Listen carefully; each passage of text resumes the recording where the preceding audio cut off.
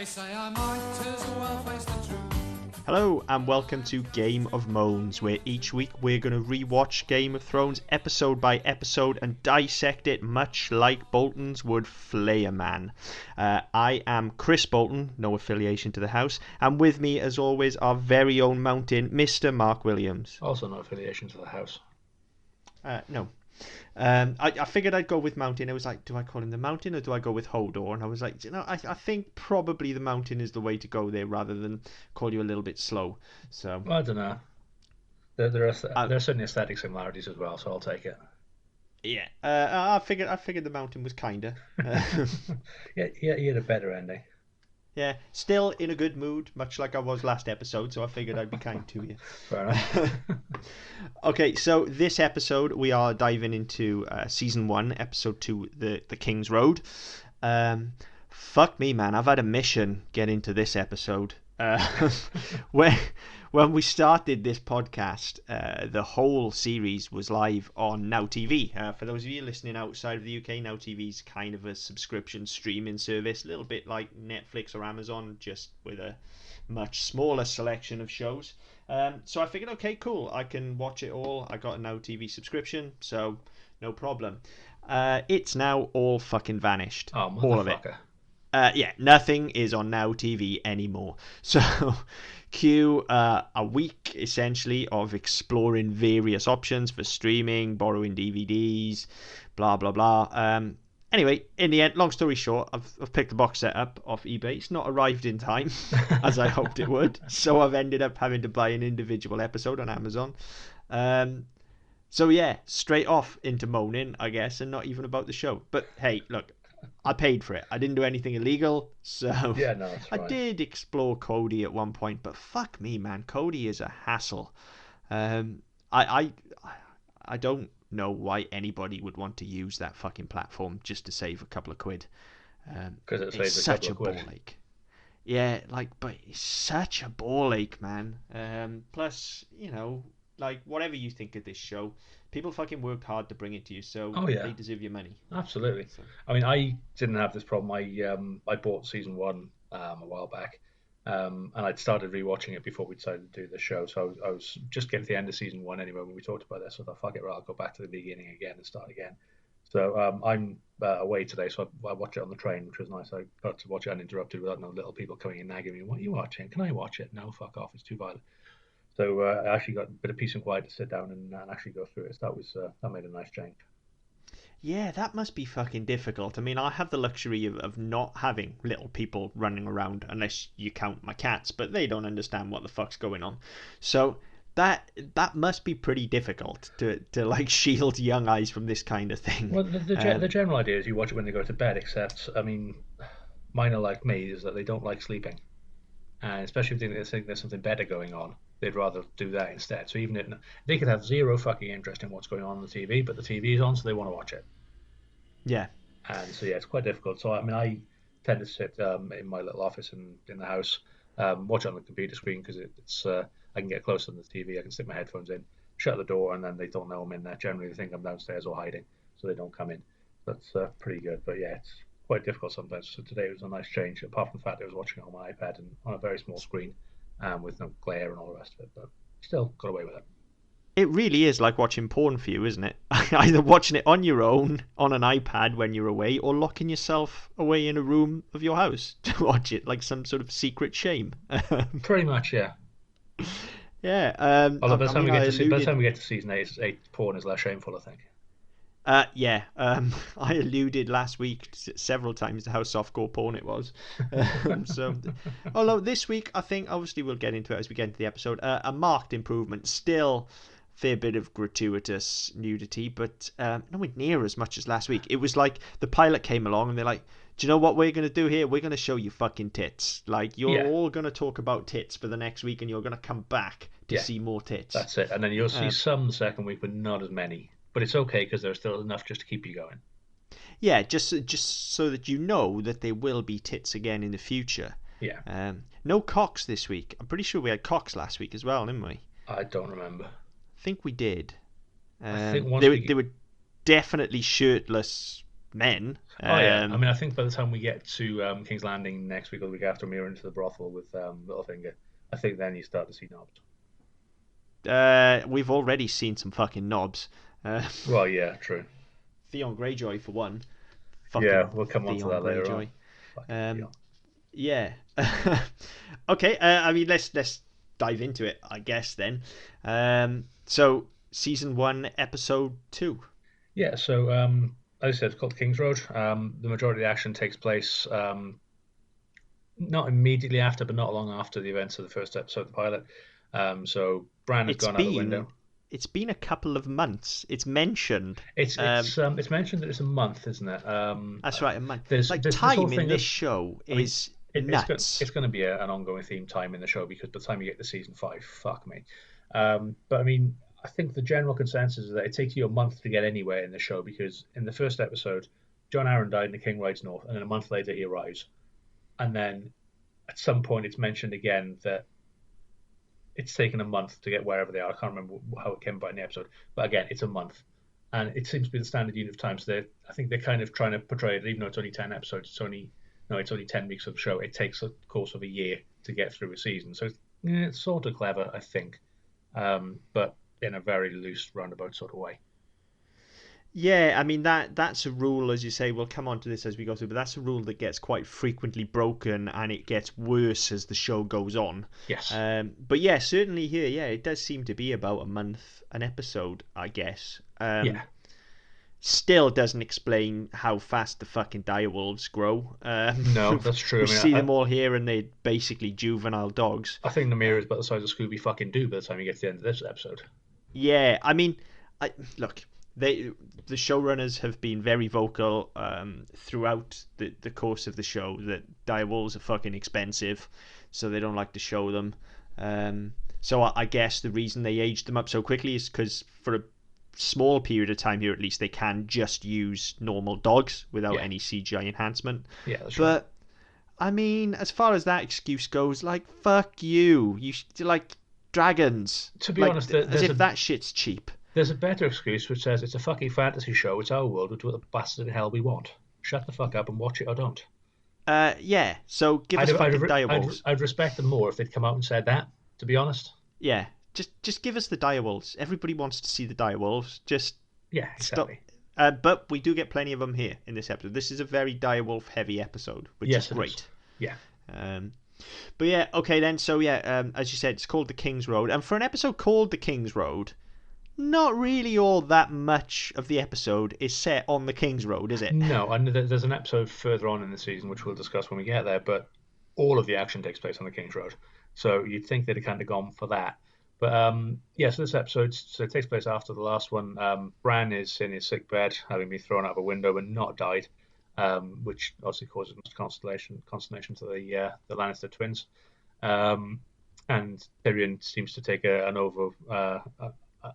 probably an overinflated sense of satisfaction. It's almost as if he knows what's happened. Because where he's, I think it's one of the early scenes where he's having breakfast with Cersei and Jaime, and he's saying that the boy lives, and it's almost like it's almost as if they're saying, "Yeah, he's alive, and he's going to fucking out you, you pair of bastards," without having any idea what's going on. And I think that was probably a misstep in the writing. I think because at this point nobody knows what's happened. No, but I think as I said last week with the whole pushing him out the window thing, and I wasn't sure if it was because they were caught or just because he was being a perv. I think it's kind of the same thing here in that, yeah, nobody really knows that they're together, but Tyrion's fucking smart. But they're smart to know that if smart enough to know that your twin siblings are fucking. There's a whole other kind of clairvoyance which says, actually, nobody was anywhere near him, but I know you threw him out of a window. Yeah, that's a bit too much of a reach, I think. It may be, but I certainly credit Tyrion with enough intelligence to at least have thought it. And if he's thought it, that's enough to try and have some fun with it, and maybe even see if he can gauge a reaction from them. Yeah, maybe. So I guess there's that.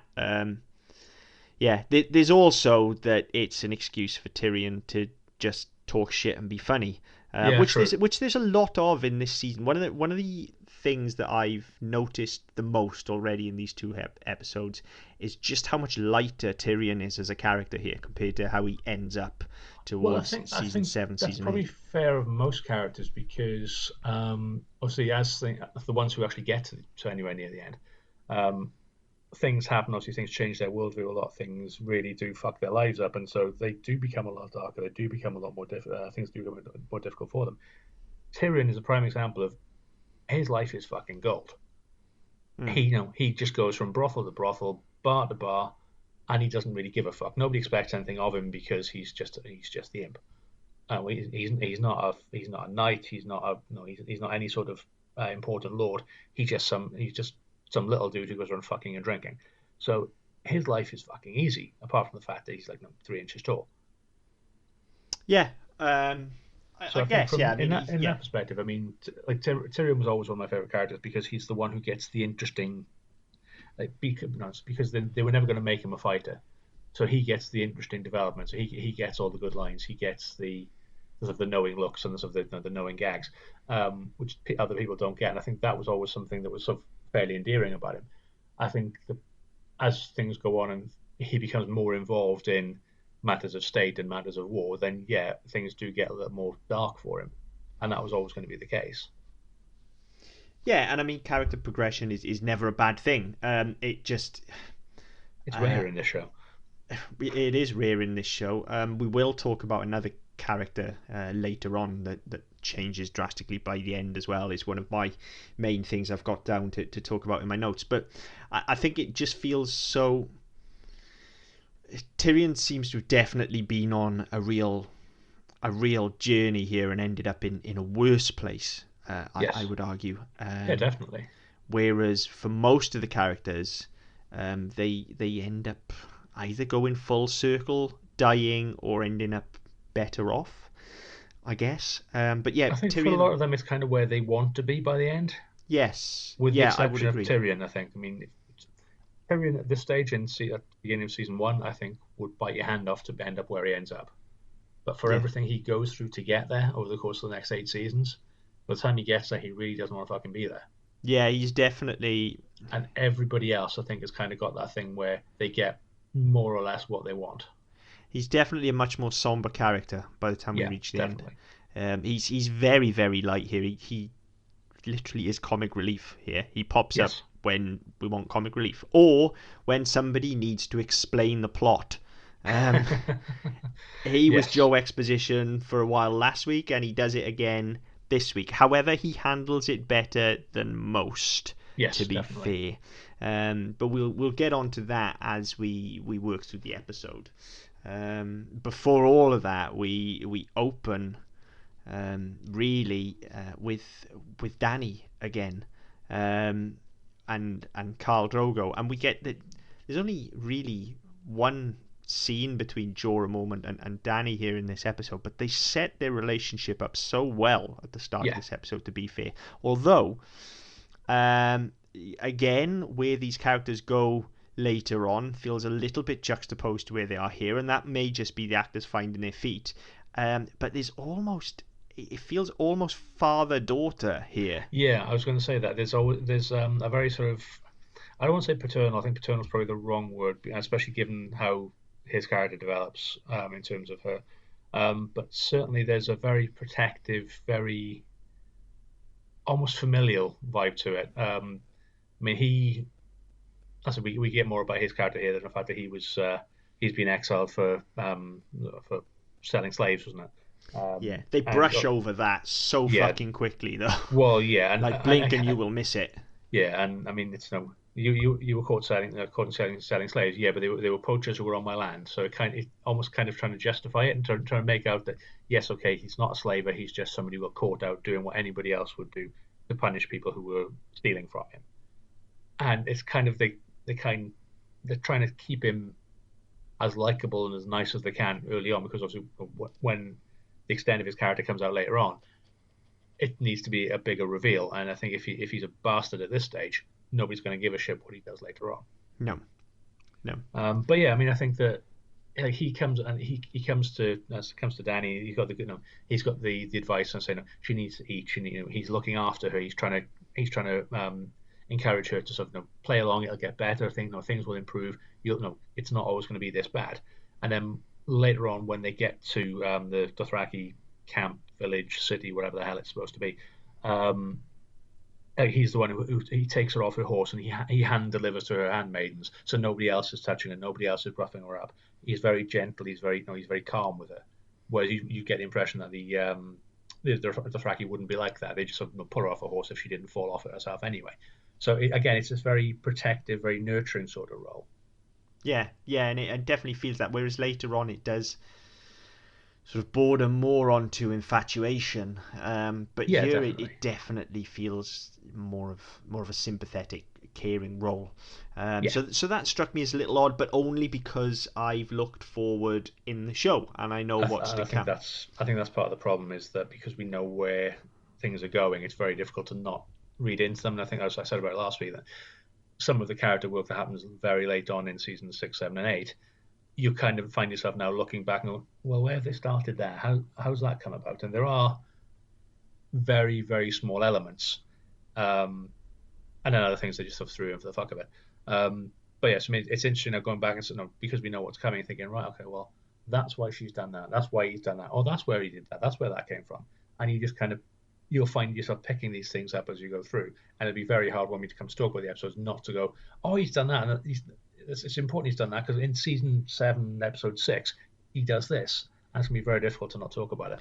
Yeah, I mean, we said that last week that we'd try and avoid throwing forward the spoilers too much, but that's also kind of one of the things, and was the nucleus of this show's idea, really, is to see where, and let's be honest about it, where some of these fucking horrible decisions in the later seasons started, because they have been there for a long time. So it's more a case of this point of us maybe just drawing attention to it, and when we come to it later on, hopefully we remember that, oh, actually, back 3 seasons ago, this happened. And watching the show in a more condensed space of time as we are now should hopefully help with that. We're not going to watch it over 8 years. No. It's still going to take a fucking while, but it's going to take a while. But it's not going to be. We'll do 10 episodes and we'll have a year off, and then we'll do another 10 episodes. No, although we most likely will take a short break after 10 episodes, because fuck me, this show gets heavy at times. We're not going to do this 73 weeks straight. Let's put it that way. Hell no. Lose the world to live by then. Yeah, but we will go week to week per season. We'll keep to some sort of schedule for you guys. So yes, we get this scene between Jorah and Dany, and they're on what I presume is the Great Grass Sea. There's certainly a lot of fucking grass. It's mentioned, isn't it? Again, Jorah's telling her about it, the fact that at night it's so pale it almost glows in the moonlight, and the Dothraki superstition is that it will overgrow the world, and that's how the world will end. Yes, yeah. Again, nice bit of world building. Again, it's entirely pointless because it never fucking comes up again, as far as I'm aware. Don't think it does, no. But then, to be fair, the Dothraki after the early seasons don't really come up much until the end again. So, and then do nothing with grass. So, what's the fucking point? Well, to be fair, they do nothing with nothing. Yeah, true. I mean, when they return later on, they're largely fucking useless anyway. Yeah. So then we end up back at Winterfell and we get a scene between Joffrey and Tyrion, which is fucking great. Joffrey, even at this point, is an utter cunt. He is, but he's not. He's not as cunty as he will become, and especially later in this episode. I've got a note here where he's made a line that I've actually written nice. I actually quite like the line he throws out at Tyrion here, where he says, "These are better looking bitches than you're used to." Yeah, that was good. I mean, I think the problem I have with Joffrey, I alluded to it last week, and obviously you see more of it. It's the first time you really see it this week. Is that the first couple of episodes of the first season where he's trying to woo Sansa, for want of a better phrase. He comes across as a bumbling child trying to be smooth. Yeah, and trying to be suave and trying to be nice and appealing, but then you get to a point probably halfway through the season where again he just flips on a dime and goes, actually no, I'm going to be the biggest bellend in fucking Westeros. Oh, I mean, we get that later in this episode. You get it, but I mean you get it as a result of the incident you have where it's all again it's some foreshadows to a point, but you kind of get the impression that because he's been attacked by the direwolf, and because he's been embarrassed and humiliated, and because he's a fucking mummy's boy who runs off and cries about everything, that you kind of get that's going to be his character, not the fact he's going to be this complete fucking dickwad sociopath. Oh yeah, the sociopath stuff definitely comes later on, but he's been a cunt since day one. Oh yeah, he's been a snivelling little shit. Yeah. And it's a sort of one, if he was your sibling, you just fucking drown him. Yeah, you would. And to that extent, not quite siblings, but certainly family. Tyrion and Joffrey have a few words. Yes. Tyrion decides to teach him some manners by beating the shit out of him. Yes. God bless Tyrion Lannister. This is the first time I'm going to say it. It won't be the last. No, and it's good. I mean, it's quite well set up as well. I mean, that obviously the only thing that's missing from this scene is that Tyrion wakes up in a kennel, effectively, or a little vat with a pen where they're holding all the dogs, and you get the line from Joffrey, the better-looking bitches you normally wake up with. The problem for me is that if he's been out whoring all night and getting pissed up and all the rest of it, why is he fully clothed? You've got an opportunity there to make a joke about the fact you have a naked dwarf. Yeah. Yeah. Now, given the amount of nudity you have in this fucking show anyway, why did they miss that opportunity? But that's just me. Yeah, show us the dicklage. So yes, I mean that was something that I thought was just a little bit of a strange choice given all the other choices they've made in the show. But then you have this exchange between them where Joffrey's Tyrion's explaining how to be gracious, how to be kingly, how to be you will go and express your sympathies. Well, what's got to do with me? Fuck all, but you will do it anyway because that's what's expected of you. And then Joffrey's a petulant twat. He gets slapped by a dwarf. Yeah. He carries on being petulant. He gets slapped again and again and again, and to a point where Joffrey then runs off with his tail between his legs, threatening to go and tell his mother. And then the Hound, as if we're in the middle of a fucking Telltale game, turns straight to Tyrion and says, "The prince will remember that." And I swear to God, I was like, this is just like the Telltale game. It is, but I think the response to that as well was brilliant, where Tyrion just says, "Yes, I hope he does. If he forgets, remind him." Yeah. And again, it's showing this whole attitude of, I don't give a fuck because I'll do it again. Yeah. I don't care if he remembers. What's he going to do to me? As it turns out later on, probably quite a lot. But what's he going to do to me? I'm his uncle. He's a little shit. Yeah. And so he just lets him carry on, and then we move away from that scene altogether, and then we start focusing on Bran, I think. Yeah, and we get straight back into this horrible, clumsy exposition where, as if you didn't understand what had happened with Bran, or you missed last week's episode, we have to have a whole conversation that starts, is Bran going to die? But they got away with it because they had a child ask, and children are stupid. Yeah, no, they don't get away with it at all. No, I know, but that's the thought process. Is that if an adult asks, well, where the fuck have you been for the last month? Yeah, if a child asks, it's pretty no, evident from the fact. understand. Yeah, from the fact that he's laid up in fucking bed, looking like death, that he's very ill. Or he's very ill, but he would, if he was going to die, he probably would have died by now because it's been a fucking month apparently. Yeah. So yeah, there's that. We get a lovely bit of foreshadowing again. This show, it can be clever when it wants to be. I guess this is a throw forward to people that have read the books, because for the rest of us, there's no way we'd catch this on a first viewing. But Jaime specifically throws out there that he would never want to be a cripple. He would rather have a good, clean death than be a cripple. Which, he's not as crippled as Bran, but... No, but I mean, again, this thing of a clean death as well, and that comes up later on in this season when he has his fight with Ned. Yeah. This thing of a clean win, a clean fight, a clean death, it's very important because despite the fact he's an incestuous twat, he's a nobleman. He's a lord. He's been raised properly. Yes. And he's very concerned with the fact that if it's not clean, people will think badly of him, will think badly of his family. That's kind of key to his character. And to be fair, look, I'm a Jaime Lannister apologist. One of my favourite characters in the whole show. I'll even stand by his decisions at the end of season 8, and I'll do that when we come to it. Yeah, I probably will as well. Around his character, there are decisions I don't agree with, but yes, his character, I agree. His character always points true north. Now, sometimes that means he's a cunt, and we're going to see him be an absolute bellend to Jon Snow very shortly here. Yes. But the one thing I will say, and there are a lot of problematic issues with masculinity really in this show. There are some horrendous masculine role models throughout this show. Very, very bad, and the women get treated extremely poorly. There are. They do. I always find it quite not amusing, but quite interesting because obviously in the first couple of seasons, women are just there to be fucked. There's very little agency for the majority of women in the story, probably the exception being Catelyn Stark. But as things go on, yes, they do progress. But I remember reading an interview with George R.R. Martin where somebody asked him how he made his female characters so convincing.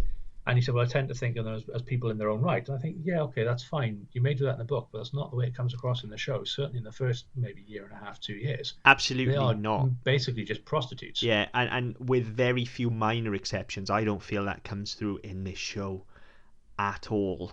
And we'll talk about these characters as we get them. There are certainly some women that are perceived to be strong women here, but they get put in horrendous situations at the behest of a patriarchal society. Yes. And, for the most part, even all of our heroes reinforce that and reinforce it fairly regularly. Even Tyrion, who we've just seen teaching Joffrey to be a man and to be honourable, will then go and whore around. Jaime Lannister stays true to his ideals throughout, is a gentleman, a nobleman, and a knight. And at no point that I can think of anyway does he disrespect anyone particularly badly. He has some shots at Jon here, and now and again he can have a dig. But he certainly doesn't whore around. He doesn't beat on women. No. And we see him, especially as the show progresses, we see him actively break down gender barriers in his relations with Brienne of Tarth. Yeah. He's the most progressive male character in the show, I would argue. For all his faults, yes, he's in inverted commas a bad guy. I fucking love him. I really do. So, yeah, there's my 2 cents on Jaime Lannister, I guess. For my money, probably the best male role model in the show. Yeah, I mean, I think, as I said, he can be a bit of a twat when he wants to be. I mean, certainly he is the Jon in this episode, and then I think it was there was the altercation with him and Ned at the banquet in the first episode in the pilot, and then obviously later on when him and Ned get into a fight, you get it again. So I mean, he has it in him to be a complete cockwomble, but as I said, for the most part, he's a dickhead, but he's an honourable dickhead. Yeah. And I think that's more than you can say. He stays true to that. That's more than you can say for most characters in this show. Most of them. I think he stays true to the character he is, that he starts off as. Yeah. Yes, he grows a little bit, but largely he's still as he is. And outside of the Starks, you don't see that anywhere else.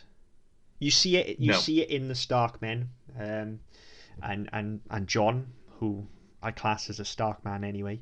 But that's because how Stark is very much built upon honour.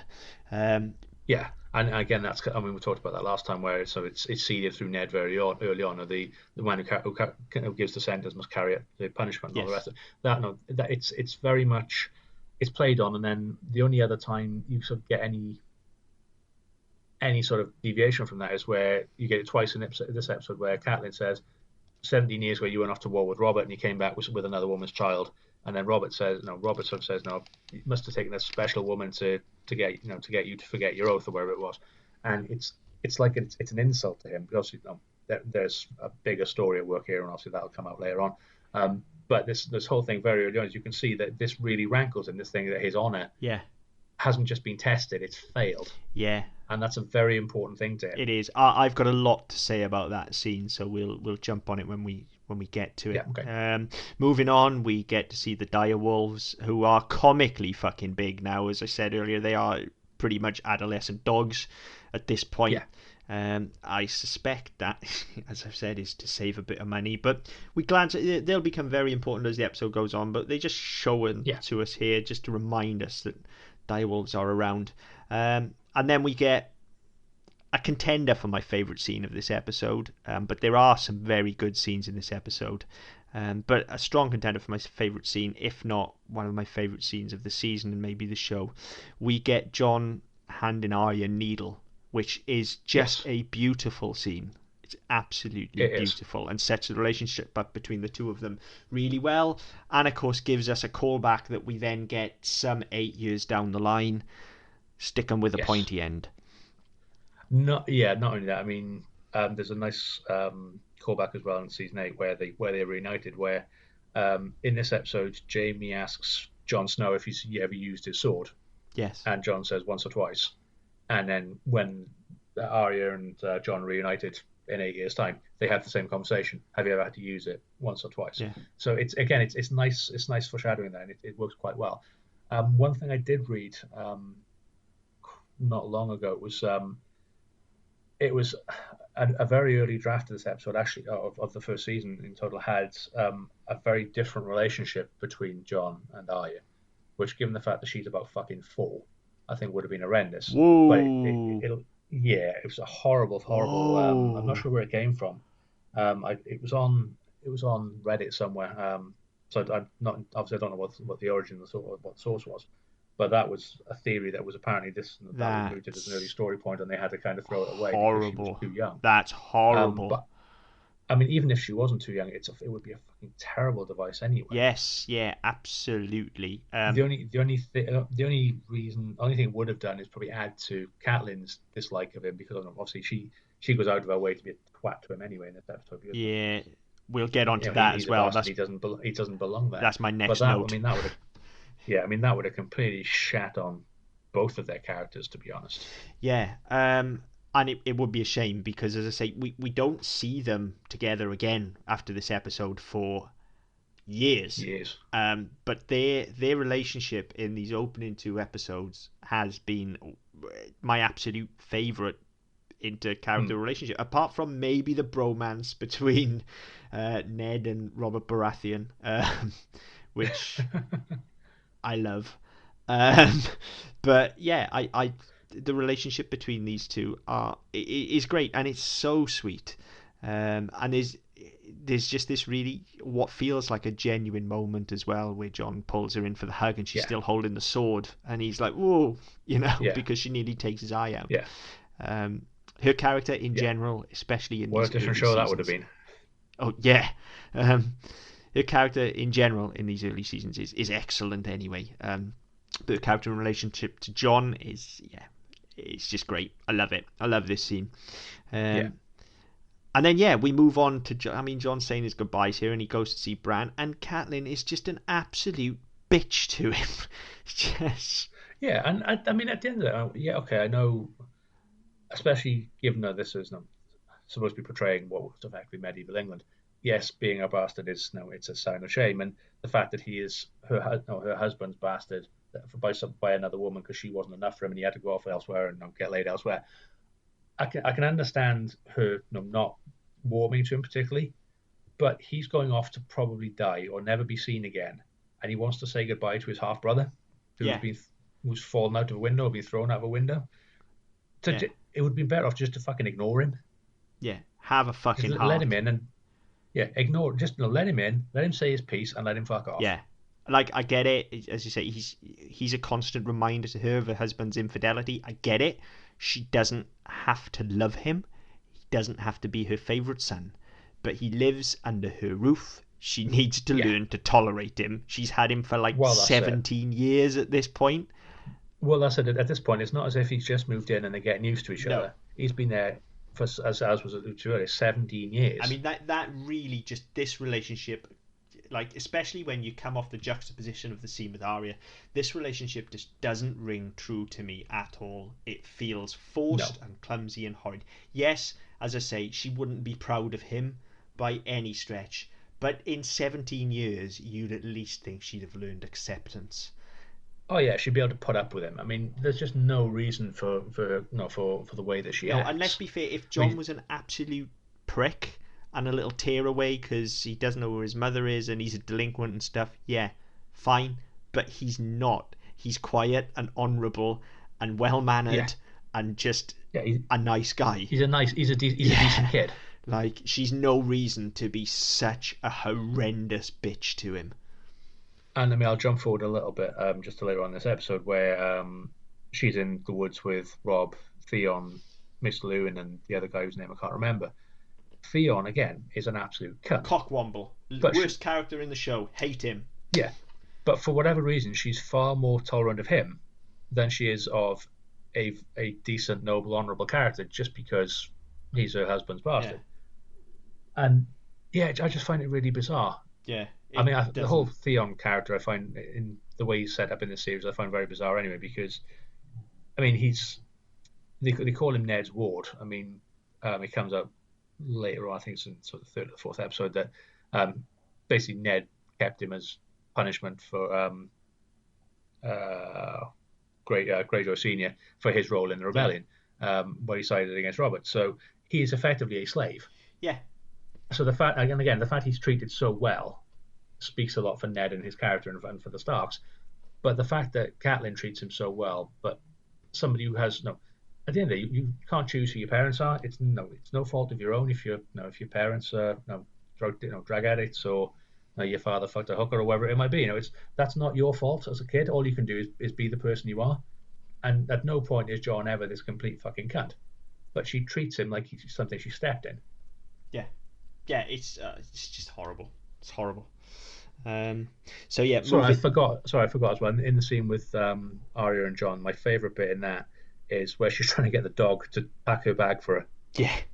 She's again, just with the direwolf, and she's sort of giving instructions, and he sort of cocks his head and all the rest of it. It's just perfect because it's such a sweet scene. It's a funny scene, and it comes before the serious scenes with Jon saying his goodbyes, and then you get the scene where then you get a very serious conversation between Ned and Robert later on. So it's a gentle break in the pace. Yes, but it doesn't seem out of place. Like some of these scenes feel quite forced. Yeah, but this one doesn't. No, it really doesn't. But yeah, we move on from the horrible shit with Catelyn to probably my favourite of the goodbye scene. Well, no, I mean the Arya one's my favourite for obvious reasons, but certainly the funniest of the goodbye scenes then, where Rob and Jon say goodbye to each other and have the most macho, toxic masculinity bro bullshit goodbye. It's like neither of them is willing to say I love you. Neither of them is willing to say be careful. None of it. They just they kind of awkwardly hug and have a conversation and then look at each other like, what?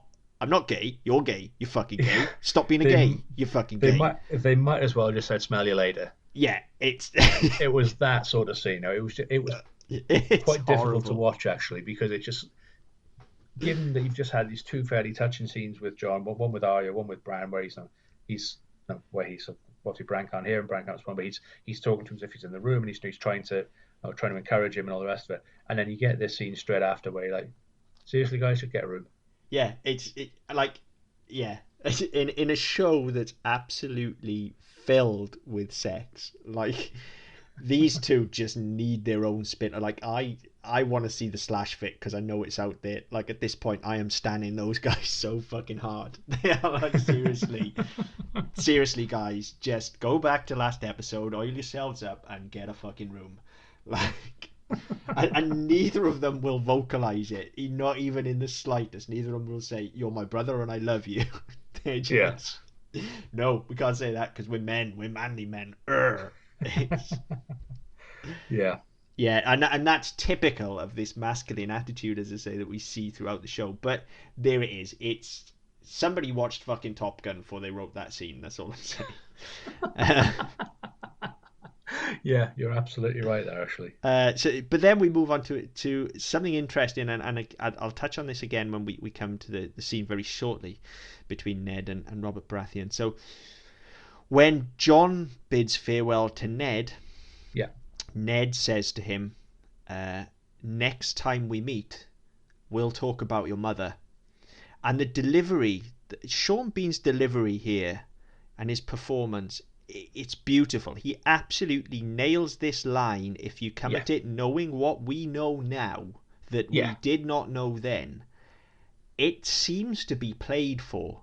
And I Oh, don't definitely, know yeah. whether they knew that at this point or not, but I cannot help but think Sean Bean knew all along, because this line is definitely delivered that way. He knows that he is not telling the truth.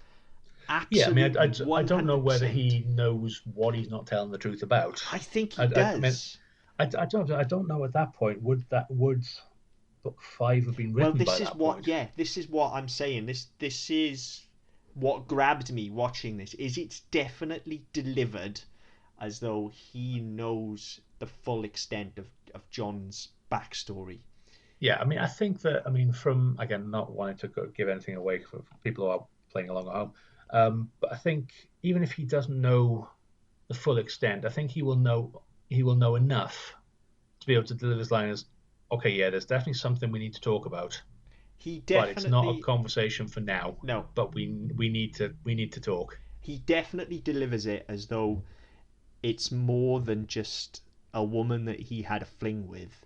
Oh It's yeah, definitely. I someone mean, very special that he deeply cares about. He says it wistfully and mournfully in a way. yeah, and I think that's, I mean, that comes across, and I think that whether or not he knew where this storyline was going, what the thread was, I don't know whether he would have known that, but I think he would have certainly known enough to say, right, okay, well, yeah, it's not just a woman I shagged in a bar No, because we were at there's war. definitely more there. So even if they didn't know the full extent of it, There was someone enough somewhere there on this that, show knew there was something else there. yeah. And then we move on from that almost straight away to this scene between Ned and Robert, who are Actually, before we go on to that as well, I mean that scene as well. The when we talked last week about the sort of the aesthetic when you first start the first episode where you've got three guys going through the tunnels at Castle Black and they come out of the wall and you get this sort of this really well this well proportioned well lit shot. You've got a very similar shot here where they're coming out of Winterfell and you've got so the turrets of Winterfell framed in the back of the shot, yes, yeah, and they're just cutting. They sort of, they've obviously slowly come down the hill and along the track, and they're far enough away you can get the whole of Winterfell Castle in this one shot. And as we establish in Battle of the Bastards and The Long Night in many years' time, it's a fucking huge place, yeah, and to kind of get it in, just still feel the scale of it, but to get it all in shot, I think was done really well. And I think that it kind of, again, it's a good backdrop because again, it's almost so portentous that the important people and the way this show is built, certainly season one, that this is the Ned Stark show. yeah, He's leaving his home. His son is leaving to go somewhere else, and it's kind of almost ominous that you're thinking, right, okay, well, are they ever coming back? Are they ever going to come? Are they ever going to see each other at this point again? I know at this place again. So the fact that Winterfell is kind of used like a third character yeah, in the scene, yeah. I And I think think it was quite nicely done. I thought. yeah, there's a lot of that with places throughout the show, throughout all of the seasons, to be fair. But yeah, Hmm. Winterfell especially and King's Landing especially do feel like characters almost. I get what you Yeah, and mean there. I think, I mean, they're kind of the most important places you get in the show. I mean, even like Castle Black plays a very important part, but you don't see it as much.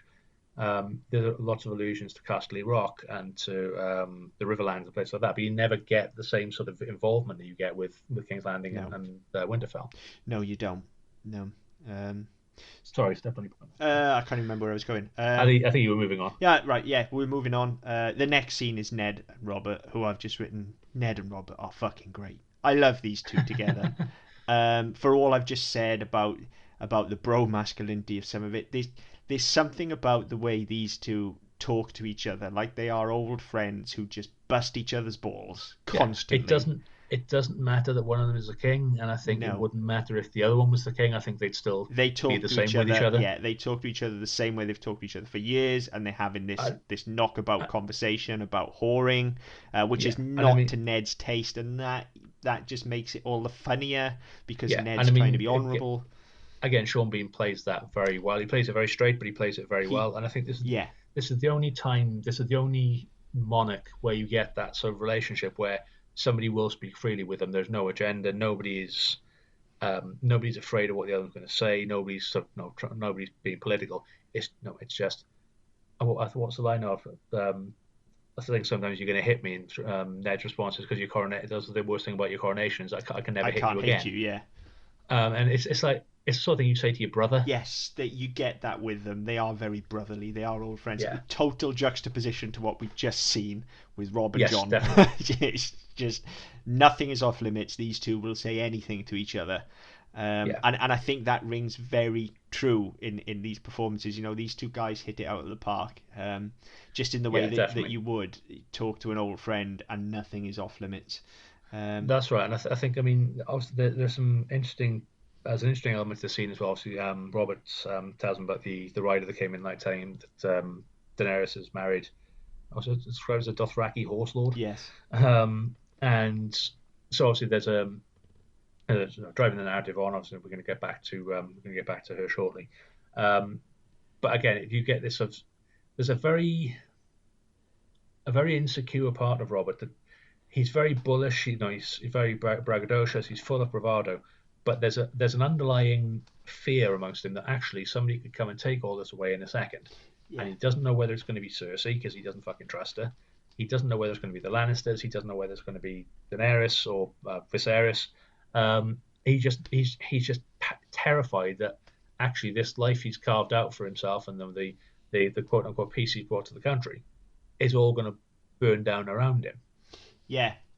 And it's the first real sense you get of his character not really being in control, and you get it later on in the episode as well, whereby he's, people are asking what is his command, what does he want to do, and he doesn't know. Yes. Yeah, and that's And this is played. the first hint you get of Yeah, it. that is played slightly different, but yes, I get where you're coming from. There's definitely an element of insecurity there, which again plays into him wanting Ned. He wants his old friend. He wants the Yeah, security blanket around him. yeah, definitely. We do also get one other really excellent performance from Sean Bean. Well, I mean the whole performance he gives throughout the season is excellent, but this his reactionary performance to this one line again, much like with John, is superb. Where Robert says to him, "What Rhaegar did to your sister," and his Yeah, reaction again is perfect. He knows that that isn't the whole story. He no, absolutely knows there's more to it than that, and he plays it as such, and he plays it for our benefit here because it's straight to camera. it is, and I think that you've got the setup for it in the last episode where obviously Robert say about the fact that he was supposed to marry Lyanna and Rhaegar raped her and she died. So you kind of get the setup straight away, and it's if you don't know what's coming, you kind of look at that and go, this is the thing that's off limits. This is the part of the conversation that Yes, he doesn't want to have. yes, That's why he's so uncomfortable. Obviously, from the conversation he's just had with John and what we know going forward, it's not the whole truth, and that's not why he's uncomfortable. But as a first watch of this, you kind of look at this and go, it would wash right, okay, over you. Yeah, and yeah, and you're talking about somebody raping his sister. The fact that you were in love with her is neither here nor there. This is his sister, and somebody raped her. yes, yes. But the reason he's actually uncomfortable is because he knows what's really happened, and Yes. Ned is so honourable that he cannot stand having to keep this secret and having to Well, lie. that's it. I mean, he's so conflicted about the fact that he's been lying to everybody for so long, Yeah, and at this point, nobody knows the extent of that. But it's clear that he's been withholding something John's entire life. yes, yeah, and it's I mean, again, we're only halfway through episode 2 at this point, and that's quite apparent. yeah, and it's played beautifully again. Yeah. Excellent performance from Sean Bean. Hmm. So moving on, tits. Here we go. Here they are. Yay. Tits a go go. Daenerys's tits, Yeah. specifically again. Yeah. I had forgotten, in all honesty, just how much of this first season Emilia Clarke spends naked. Yeah. She's pretty much got her clothes off more than she's got them on in this season. Yeah. And I mean, in this episode, even that she's not naked that often. No, she's naked in this one scene, but then later on, she is clothed, just about. But even when she's clothed, she's fucking. Yeah, and even when she's clothed, she's barely fucking clothed. Yes, exactly. However, this scene actually, I think, is excellent. It's nicely juxtaposed here as Carl's taking her from behind, and she's just focusing on her dragon eggs. She is zoned out, and she is like, "I'm doing it for the dragons. I'm gonna." Well, yeah, because I mean that's the thing that you get this scene. Obviously, it starts off and she's making these sort of very uncomfortable, very distressing noises, which as a viewer are quite uncomfortable as well, because she's doing a very good job portraying the fact that she's in quite a lot of pain and she's suffering and she's not. But then she kind of glazes over, and it's almost kind of like she's just accepting. Going, you know what? If I just accept it, it's going to go away and it'll be fine. But then her gaze lingers on these eggs, and it's almost as if she doesn't know why she's drawn to them. It's like she's willing them into existence at this point. Yeah, it's just like this. I need something. It's the very genesis of her character right here in this scene. It's, I need something, and then everybody's gonna fucking pay. And well, not even that much. It's just that I need something to level the playing field, to make me part of the game. It's not. I'm not just here to get fucked every week. Yeah, and that comes across. It's excellent. It's a really good scene. Then moving forward swiftly, we get to some more exposition delivered expertly by Peter Dinklage. We get the Lannister backstory and bloodline in a conversation he has with Jon on the way to the Night's Watch. Just absolutely handled like a pro. As we've seen already in this episode, exposition is not something that this writing team does well, and in the wrong hands, generally it is nothing short of excruciating. But Peter Dinklage handles it like a pro, makes it sound very conversational, gives you all of the information you need. Functional scene, and nothing more. I mean, I've got to be honest as well. I mean, I've said this with Peter Dinklage generally throughout the 8 years. The best scenes will generally have him will be talking scenes with him. You'll have the big set pieces, and yes, they're impressive, and yes, they look good, and obviously they spent a lot of money. The most impressive and the most interesting scenes are ones where he is at his talking finest. Yes, yeah, absolutely. Scenes like this one, scenes like the last episode in the pilot where he has his exchange with Jon, where he's telling him to own the fact he's a bastard because people will use it against him, so he might as well use it against himself. When we go on and he's in scenes with Tywin, and he's in scenes with Jaime, he's in scenes with Daenerys, he's at his best when he is just allowed to run free with the conversation. Yeah.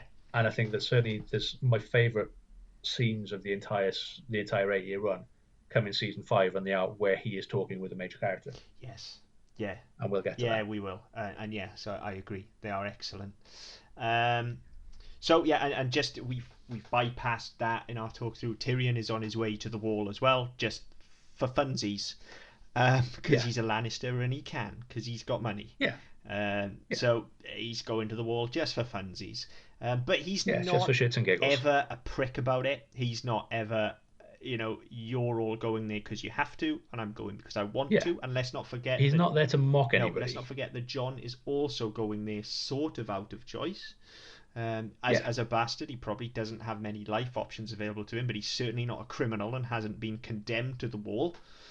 No. So those two have a nice little journey together over I seem to remember over the course of these next few episodes, and this is the start of that.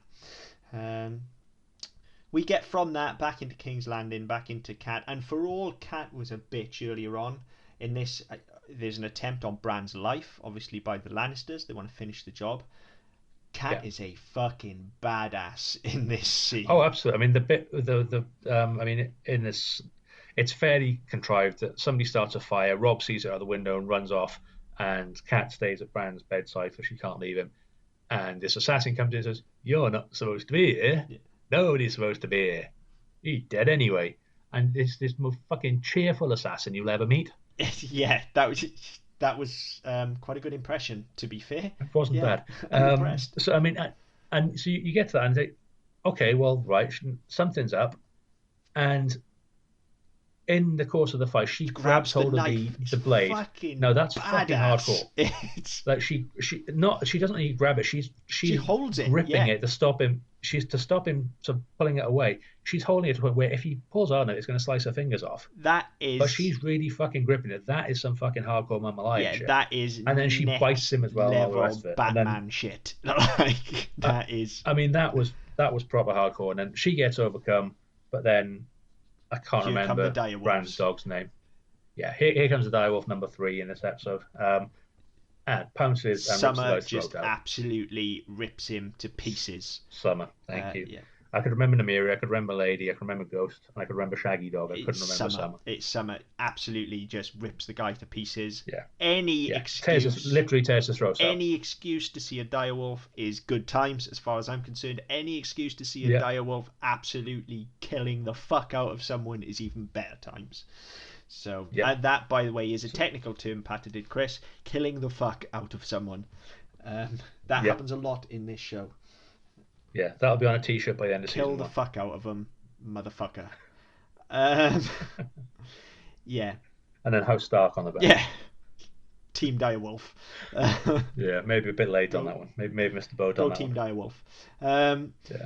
So then, we move on and we get some ruminations on dragon origins. They handled quite nicely, actually. We don't get some horrendous long-winded exposition. It's Dany wondering out loud what happened to dragons, and it makes sense for her character to ask these questions, especially given the end of her last scene where she's obsessing over these dragon eggs. Yes, and they are set up to be mythical creatures that no longer exist, which will obviously pay off. Like, even if you've never seen the show before and you're watching for the first time here, you fucking know there's dragons. If you don't, where have you been? So this will pay off. It's nice. It's nicely handled. They build them up, as I say, to be these mythic creatures, but we also get all of the backstory we need there about dragons. And the mythical story about it, the moon being an egg as well, that's come up a few times elsewhere. It came out. There was a Doctor Who episode where they did the same thing. A second moon appeared, and then a dragon came out the first one, and the broken egg then kind of disintegrated. Okay. It's in a book as well. I can't remember where it's written elsewhere, but it's been used quite a lot as a device, and it's quite nice. It's quite nice to see it being harked back to. Yeah. I can't say it's quite nice. I've never seen the Doctor Who episode. Don't watch Doctor Who.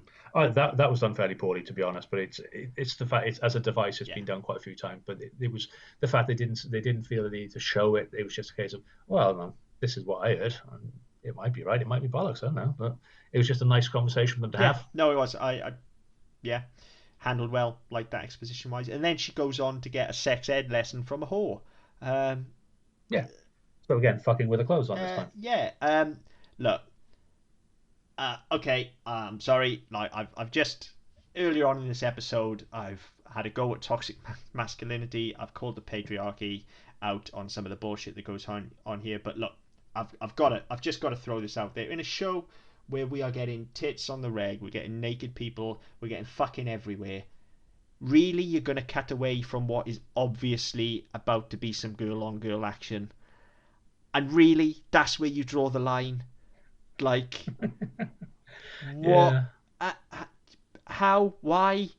Like, it's entirely bizarre. Entirely out. Look, I'm not saying that I'm bothered that it's not there, that like I want to see it. What I'm saying is you've set your stall out. This is the kind of show you are. Like, when you're looking to trim some time off this episode, that is not the thing you cut. At this point, this show was being talked about because of the sex. Like, why draw the line here? What? Well, what is it that makes them go, oh no, we can't show that? Yeah, we can show women being raped, but we can show grisly murders, we can show animals ripping people's throats out and arms off. But we can't show consensual sex between two empowered women. No, absolutely not. It's not that type of show. We can't do God that. damn you, Chris. No. God damn you, Chris. You can't do it. Absolutely not. And you can't even say that the writers didn't understand the show's direction, because this one was actually written by Benisov. It's not necessarily a good thing, as we've learned in later seasons. Later on, but I mean, you can't really say no. The writer didn't understand where they were going with it, and they had to be reined in because they fucking wrote it. It's their show. They can do the bastard hell they like. If nothing else, like, this is the point. Both of these women at the moment, you have a whore, and you have essentially someone who's in an arranged marriage that's getting taken roughly every night. And you're in who is asking how to fuck. And you're in a situation where both of them are in control there is something that they want. Neither of them is being forced. Neither of them is being Yeah. paid. They're in a situation where they're clearly attracted to each other and they want it, and they're denied it. That is just weird, and that is one of Standards and practices. that is HBO one probably of wouldn't allow those it. horrible toxic attitudes that exists in this show. We see it time and time again, and it can just wash over you in most cases, but I find it fucking hard to ignore. Yeah, it just seems a little bit redundant. As I said, given all the other instances we get, it just seems a little bit strange that this is the one they cry shy Yeah. of. I don't know. Don't understand it. Maybe they just didn't want to empower Danny too early on. But bearing in mind Maybe. where this episode goes, I feel like that would have been a logical stepping stone for her. So It would have. I mean, like, the next time we see her after this is again back in Drogo's tent, and he comes in. She's trying to make herself all sultry and lying on the bed and partially dressed as she always is. He comes in, tries to bend her over, and she stops him. And to a point where you think he's going to batter the shit out of her and do it anyway. But no, she managed to convince him that no, they're going to have sex as opposed to him raping her. And it completely redefines their relationship, because now all of a sudden they're looking at each other's faces instead of him looking at the back of her head. yeah, And we don't get to see her take that step first. no, with this whole. I mean, they even vocalize it before they cut away. They even vocalize it to the point of the line something like, "Are you a slave, Khaleesi?" And she says no. She said, "Well, then don't make love like a slave." yeah, Just what are you doing? Just let us at least initiate the scene and then cut away, but don't deny that. Yeah. it's very clumsy. This is the thing that has annoyed me the most thus far. To be fair, these first two episodes have been pretty good, but here's my first real thing that I'm butting up against with the Goddamn HBO denying us softcore porn. God damn it. Yeah, fuck you, motherfuckers. I mean, let's be fair. This is fucking HBO. This is what they built on. Yeah. And no, like, genuinely, all joking aside, of course I'm not going to complain if we get to see some girl on girl here. But no, all joking aside, I feel like there is a very strong stance that's been taken by not showing that scene, and I feel that we actually weaken character development by leaving it out, and that fucking annoys me. Anyway, just so you're moving aware, on. folks, we've got another 71 episodes of Chris being fucking annoyed. Oh, I'm not annoyed yet, really. I'm just playing with you guys. I'm warming up. You've been warned. Yeah. So then there's some intercutting here. We go back and forth Winterfell as well, and all of a sudden, besides Ned playing Sherlock, now Kat decides to play Sherlock, and she's a fucking super sleuth, because just by the fact that there's been an assassin come to take her brand, she decides to go snooping around, finds a single hair in the tower, and then all of a sudden puts two and two together and gets the entire plot unraveled immediately and calls like an emergency meeting of House Stark, and she's like, yo, we're gonna go and fuck up the Lannisters. Yeah, but not only that, right? The thing I don't get, and I remember when I watched this first, I didn't get it, and then last week I didn't get it, is that Bran is climbing up to this tower. It seems to be the easiest fucking place in the world to get to, because nobody seems to have any problem getting up there. Why is he climbing the bastard wall? Yeah. Doesn't make any sense, because if it was difficult to get to, and that's the quickest way, I'd say, you know what, have at it, son. The fact that anybody can just get up there, yeah. What's the fucking point? It's a kid. Kids like to climb. They're like cats, only more stupid. Yeah, true. Yeah. So I guess that was the reason. But yeah, I get it. The story needs to move on, but fuck me, she does some pretty quick detective work there and jumps to a fairly massive conclusion. Yeah. I mean, to be fair, she's entirely right. But... She is, but no, the fact that she finds a single blonde hair and there can only be one possible person who this hair belongs to, not any one of the whores in Winterfell. No. There are no others, obviously. Yeah, so she decides that they're all going to go and fuck up the Lannisters. She specifically wants to go. Again, I say she is pretty fucking badass, to be fair. Yeah. Yeah, so they all have a big meeting about who's going and stuff. Theon throws his fucking hat in the ring as well. I will Yeah, stand. Oh, Theon, just fucking fuck chief agitator off. as fucking usual. Just fuck off, Theon. I mean, I never engaged with the character. I mean, obviously the way his character progresses, I didn't really care No, across the course of eight nor seasons. did I just I. thought he was useless. Yeah. But his role in these first couple of episodes seems to be he's the chief agitator. He's there to wind everybody up because it's his way of feeling important. Because in reality, you say he's not. He's nobody in that scenario. But it's his way of making it look like he should be there. He's adding something to the situation. Yeah. And in reality, cooler heads prevail very quickly. He's the friend in the pub who has like probably 2-3 more drinks than everybody else. Starts a fight and then runs away. That's he's the one who tells you can't roll down a hill. Yeah. Never tell There's a story me I behind can't that. do things. There's a story behind that. If you tweet us, we'll tell you. Yeah, never tell me I can't do things. It doesn't but end well that's who for he is. anyone. But yes, that's who he is. That's who he is. He's that character who says, "Yeah, you want to play." No, wasn't that you? You wouldn't do that.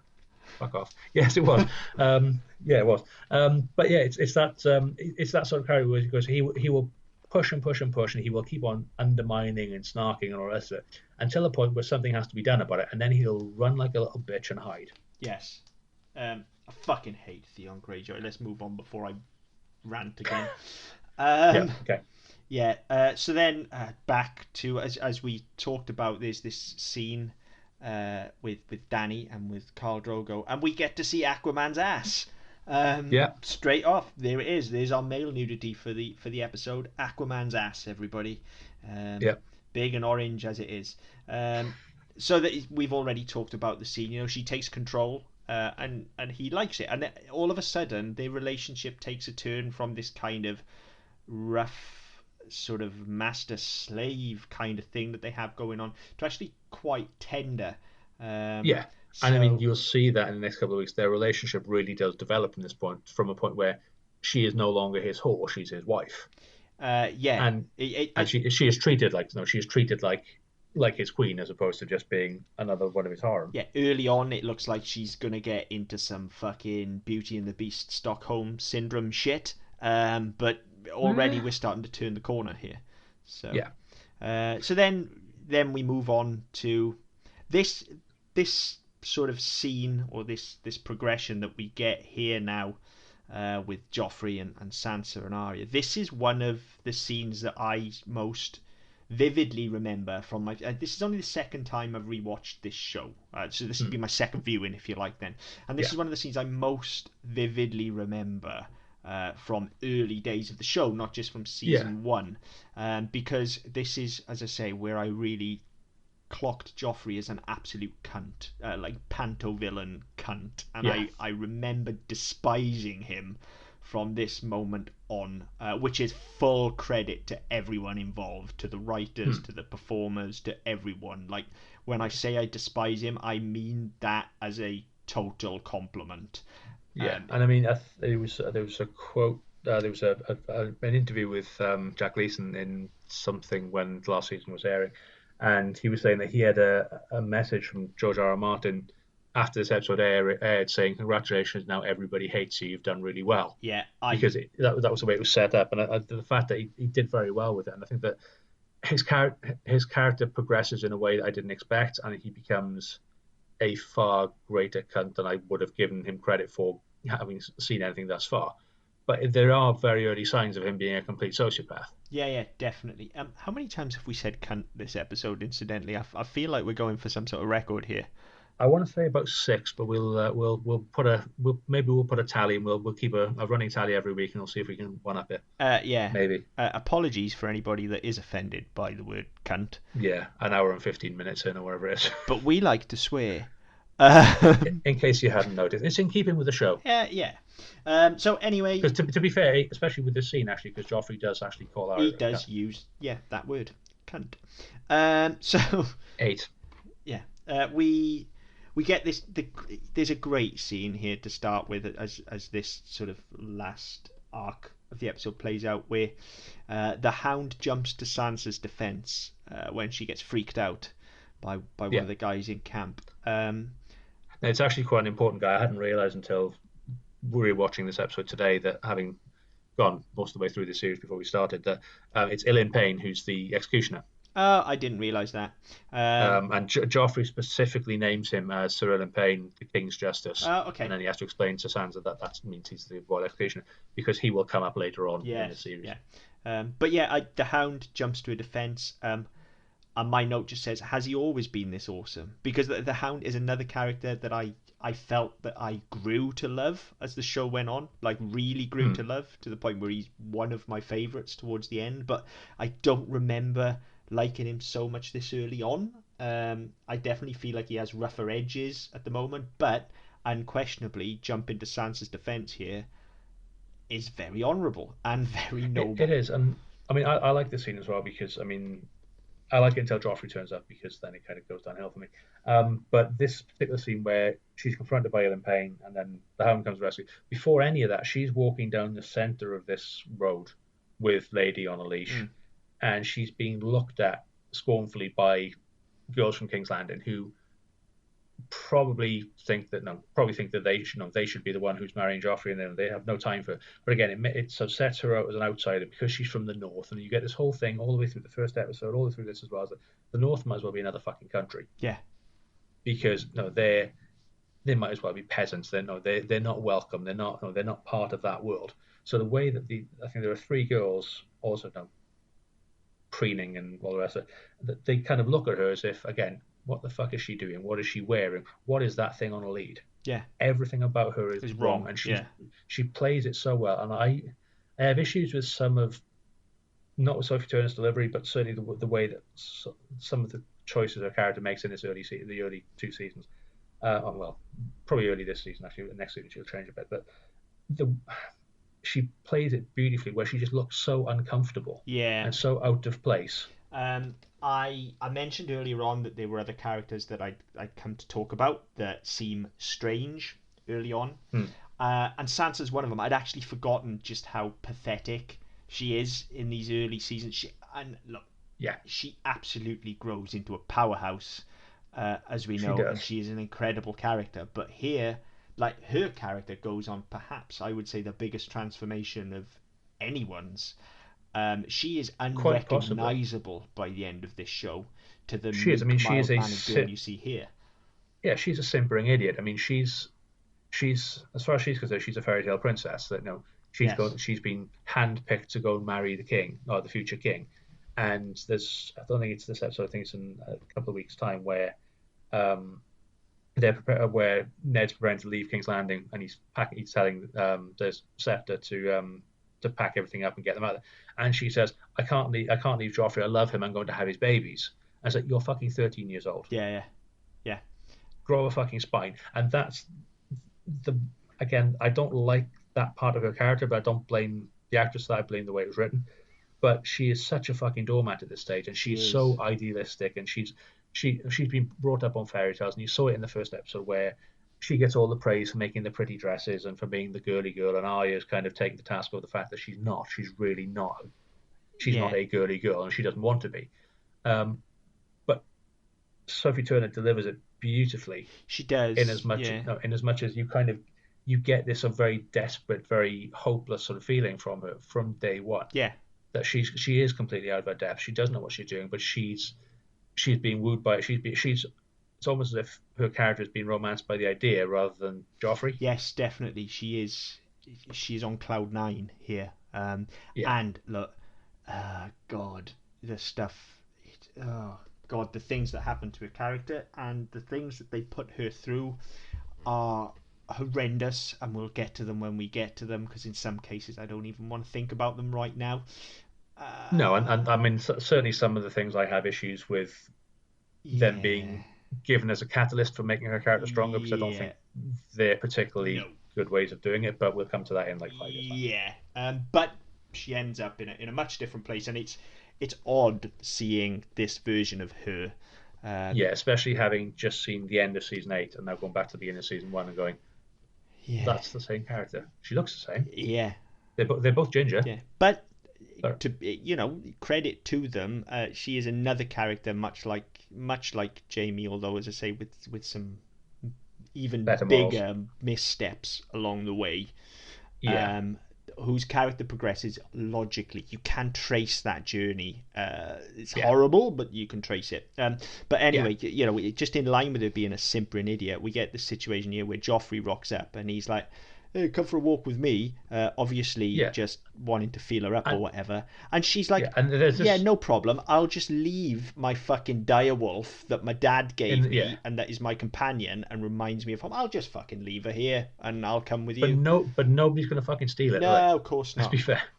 But I mean, this is the thing I was talking about with Joffrey earlier. He comes up and he's so fucking suave and smooth and smarmy. I want to punch him in the fucking face every time he calls it "my lady." I want to fucking drown him. It's because he's got a plum in his mouth and because he's entitled, which rubs me up the wrong way instantly. But then, moreover, when we get to the lake and Arya and the butcher's boy are just having fun and just generally being rough and tumble children, and Joffrey just becomes a bully. There's no other word for it. He becomes a stereotypical schoolyard bully, and I fucking hate bullies. Yeah, That's where he gets under my skin, is when he really starts antagonizing the butcher's boy, and he seems to think it's going to impress people. But not only that, it's kind of atypical with bullies anyway. But especially when you're in a position of pseudo authority, that people won't fight back. No, and he knows it. And he knows it. He knows that this kid isn't going to pick up his stick and swing for it. Yeah, except he knows that he can fucking brand this kid with his sword, and it's not going to make any difference. Except little fucking Arya, who's 2 inches tall, might as well be fucking Smurfette. Comes along with a stick and twats him. Only note for this scene, because I knew I could rant about Joffrey without notes. My only note, because I just had to write it, big capital letters. I fucking love Arya. I really love Arya. She's great. Doesn't care that he's going to be the future king. Doesn't care. Or her future brother-in-law. Couldn't give two fucks. Doesn't give a shit. You hurt my friend. You're being a dick. I'm going to fucking fuck you up. And she does. Yes. And she does. And it's quite, obviously, we get that. No, we get then that. No, he manages to get one up, and she's on the ground. I'm going to gut you, you cunt. Which again, saying that to a girl of about 11, not really appropriate. And then direwolf number 3 comes in. Yep. And tries go to rip his arm team off. direwolf. Fucking A. So yeah. So no, he's attacked. She calls the wolf off. Sansa has a fucking hissy fit panic attack because she has no idea what to do. Again, she's not the strong character she will become. She is completely out of her depth. And all she's concerned about is that this ruining her romantic afternoon, her romantic walk with her boyfriend. Yeah. So the wolf lets go. Arya and Nymeria run off. And Joffrey's left crying like a bitch. Crying like a little bitch. And when she says, "I'll go and get some help," yes, go and do that, and don't fucking touch me. Yeah. Because again, at this point, he's been completely emasculated, and this will happen later on again, where we'll jump ahead a couple of scenes, but where they're all the king court emasculates him in front of everyone. Yeah. I mean, having gone through the rigmarole of what happened, and Cersei's putting a spin that the two of them attacked him and beat him with clubs and set the direwolf on him, and he couldn't do anything about it. Sansa shows a bit of political nous by saying, actually, I don't really know what happened, because she doesn't want to jeopardize her chances of with Joffrey, but at the same time she doesn't want to be disloyal to her family. And Mark Addy's response is, "You let that little girl disarm you," and the look of disappointment in his face is absolutely beautiful. It is. I never knew Fred Flintstone had it. Fuck, I hadn't even made that connection. That's right, he did play Fred Flintstone, didn't he? Oh no. Yeah, about a million years ago, yeah. That's one for our other show. But that's the second one, wasn't it? Not the first one. It was the second one. It was Viva Rock Vegas or whatever it was. Yeah. But again, as much as it's satisfying to see Joffrey brought down a peg or two, I hate to say it, but again, this toxic masculinity rears its head, and you almost feel sorry for him. You can see where his attitude comes from. He is expected to be a big, strong, powerful prince, and he is. not. But not only that, I mean, he's completely manipulated by his mother as well. I mean, we're talking some fucking Norman Bates shit here. Totally. You've got this kid who is completely fucking whipped by his mother. And in the next, I think it's the next episode where he's dressing the wound, and we'll talk about it more next time. But she's sort of she's Cersei. You see it in this scene where she starts playing politics a bit, where she hasn't you've kind of got the impression she's got it in her, but this is the first time you really see it. And obviously, over the next 8 seasons, you'll see it a lot. But she starts playing games with people, and it's kind of like she's just constantly, she's behind Robert all the time. She's always turning the wheel. She's always turning the screw. She's always the one going, yeah, you know what? Just think about this. Just think about that. And as much as he thinks that he's in control because he tells her to shut up and start on, or there's no quiet woman or whatever, he's not in control of any of these situations. And the fact that she then said, well, they ask where Sansa is, and Ned says she's asleep. No, she's not. She's over there. Sansa, come here, and she's orchestrated that. She knows she's got her there for that purpose. And then when Robert says, "Oh, you sort your daughter, I'll sort my son out. It's done." And she said, "Well, hang on. What about the wolf? What are we going to do about this?" And she just puts the idea forward and she makes Robert almost feel it's his idea. Yes. And this is. I mean, it's a very Lady Macbeth portrayal. This is obviously the way it's written, and that's the way she comes across the entire show, and she's very Machiavellian. She's very scheming. She's used to manipulating people to get them to do her bidding, and that really grows and develops into something far more sinister later on. But yeah, she's very used to playing this role. I mean, but at this point, her and Robert have been together for a very long time, so she's used to doing that, and she's very experienced and very well versed in it. And you just see her really pulling all the strings. Yeah, you really do. And this episode then rounds out with that scene of Ned killing Lady. Because Nymeриa's run off and Cersei wants blood. She calls for a wolf's head. Yes. Ned traipses off. And I have an issue with this. I realise Ned is in a king's court. However, he is the hand of the king and could have spoken his piece. But what the fuck happened to he that passes sentence swings the sword, or whatever the fuck it was that he says in episode 1? Yeah. I mean, by that logic, he should have been, well, here's the fucking sword, my ladyship, or whatever. Go get your fucking hands dirty. Yeah. But I mean, I think there's a difference. Whereas if it'd been a lord or a nobleman, then that would have been the case. But she's still the queen, so he doesn't have, even as hand of the king, he doesn't have the authority to do that. And I think it's because of his character, and again, because he's so honourable and noble and right and just, he's not going to step out of line and step out of his place. And the one time you do get it, he challenges Robert. Yes, he does. And I mean, almost to a point where you can almost hear everyone go, oh, because you can't speak to a king like that. But who the fuck do you think you are? But he can. But you wouldn't expect it in court. No. You'd expect it when they're on their own. You'd expect it when they're having a bit of a laugh and when they're on the road and all the rest of it. You wouldn't expect it when they're in court, in court, in front of all the nobility, and the king says, "You will fucking do this." Yeah. You would not expect him to answer back. No, you wouldn't. But anyway, regardless, he, unfortunately, I think this is the only major death in this episode. Yes, it definitely is. The big death of the episode. Yeah, Butcher's boy dies off screen. We lose our first direwolf. Team Direwolf is down one member. Yeah. To be fair, Lady didn't really do a lot, but still an awesome fucking direwolf. Rest in peace, Lady. Yeah. Absolutely. Yeah. Shit, man. But then, I mean, seriously, direwolves dying hurts me more than most characters dying. To be fair. To be fair, most of the characters deserve it. But I mean, on the flip side, I mean that looks like it's going to be a fairly a fairly negative end to the episode. Mm-hmm. But at the exact same second, he cuts Lady's throat. You hear the little yelp and you hear it thud, and then you cut to Bran and his eyes flicker open, and that's kind of where you leave it. Yeah. So it's not entirely hopeless at that point. You've got this hope that actually something's going to happen now. And that's something the show jettisons as it goes on, is ending on an upbeat note. But that it does here. Overall, this is a really fucking good episode. I think probably even better than last week's, with the exception of the fact that we don't get any mention of. Well, we do. They mention the White Walkers once in passing. Yes, Tyrion mentions them. No, actually twice. I think when he's having breakfast with the kids. Yes. And he refers to them in a sort of very mocking tone, no uggity buggities and White Walkers, and no, completely not serious at all, because they're not real. No. And then when he's having his head with John, and John said, "Oh, we protect the kingdom from the things north of the wall." He's, "Oh, the snarks and the nooks and whatever." Again, it's mocking. It's Yeah, not. heffalumps and woozles or whatever.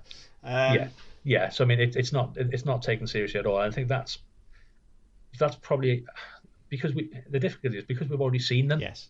Yeah. There's no tension to It be can, built up. But no, if they were talked about, if we'd seen dead bodies and then no dead bodies, fine. If we hadn't seen fucking corpses that we've already established are dead with blue eyes chasing people, then it would work. But because we know they're real, what's the fucking point in trying to yeah. belittle them? So yeah, I don't know why we don't see them. It's one of my biggest issues with the show, and I'll hit on it time and time again. The real heart of the show has always been for me the battle against the White Walkers. I understand that we've got the framework of all the political machinations of everybody around it and the battle for the throne, but the ultimate life or death battle has always been between man and the White Walkers. And so any time that doesn't move forward, I always kind of feel like the episode is missing something, and it doesn't move forward here. But there are entire fucking seasons that go that way. I mean, you barely talk about them. I mean, you'll get bits of it now and then. You'll barely mention them, probably from halfway through this season until midway through the second season, and then you see one. I think it's the end of season 2 or beginning of season 3.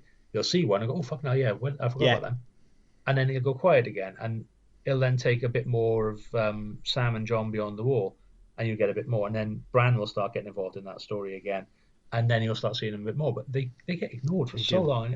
I say it's the critical part of the fucking show. Yeah, they do. So this episode definitely could have been improved by just even a throwaway scene of the White Walkers. Even sometimes it is just a throwaway scene in an episode, and that's enough. But I feel like we lose the constant threat if we don't see them.